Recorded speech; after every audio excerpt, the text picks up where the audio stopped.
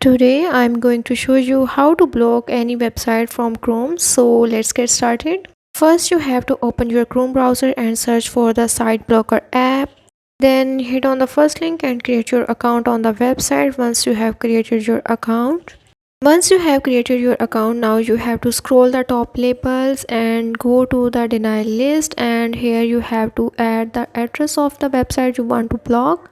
Now once you have added the address, here you have to click on the setup button. Once you click on the setup button, here you have to copy this address and you have to paste this address on your mobile settings. Just open your mobile setting and in the search bar you have to type DNS. Here you have to remove this and paste that address you have copied, and after pasting the address you have to click on the save button.